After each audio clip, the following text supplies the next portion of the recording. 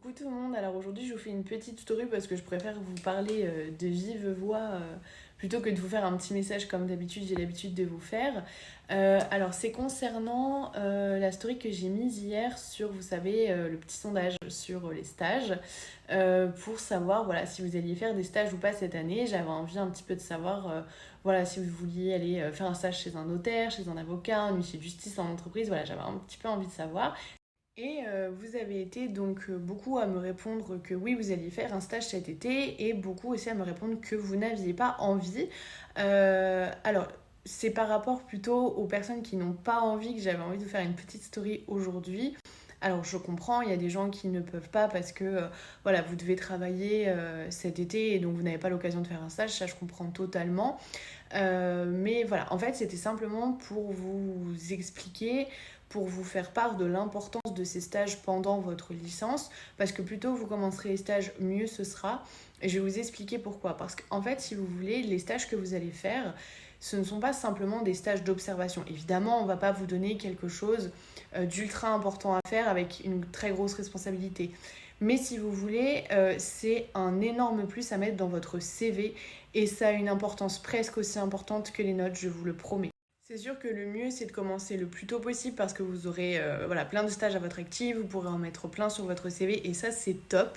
Voilà, si je peux vous donner un conseil, commencez le plus tôt possible, hein, donc entre la L2 et la L3, la L3 et le M1. Déjà pour le master, c'est primordial d'avoir fait des stages. Et deuxièmement, lorsque vous chercherez un travail, eh bien, vous pourrez mettre en avant ces expériences professionnelles. Voilà, donc vos stages, vos alternances, enfin, voilà, ça peut être différentes formes d'expérience professionnelle, mais en tout cas dans le domaine juridique, il est vraiment primordial d'avoir fait des stages voilà, pour découvrir certains métiers, pour acquérir une certaine expérience, avoir de nouvelles connaissances, parce que finalement, on a énormément de théorie quand on est étudiant en droit, mais on ne se rend pas compte que la pratique, c'est ce qui est le plus important et c'est ce qui nous apprend le plus. Pour vous donner deux exemples, le premier notamment lorsque j'ai quitté mon travail de notaire stagiaire pour devenir juriste, je n'avais pas d'expérience en tant que juriste puisque j'avais toujours fait des stages en entreprise. Mais si vous voulez, les entreprises, vu que je postulais pour des postes de juriste en droit immobilier, en fait mon parcours leur semblait être cohérent puisque j'avais fait un master 2 en droit immobilier et surtout que j'avais beaucoup d'expérience en tant que notaire stagiaire au sein d'un pôle immobilier.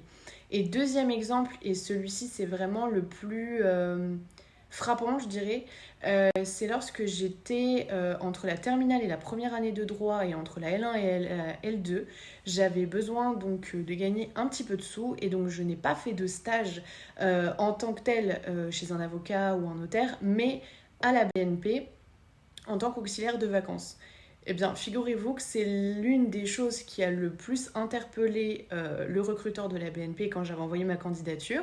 C'était le fait que j'avais déjà travaillé chez eux, alors que c'était il y a plusieurs années et que ça n'avait strictement aucun rapport avec le droit.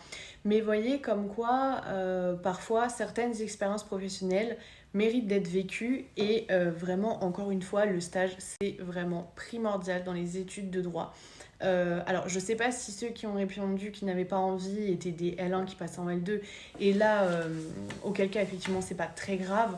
Par contre, vraiment, si je peux vous donner un conseil, c'est de faire des stages. Parce que déjà, ça vous permet de vous rendre compte si voilà, le métier que vous avez en tête vous plaît ou pas.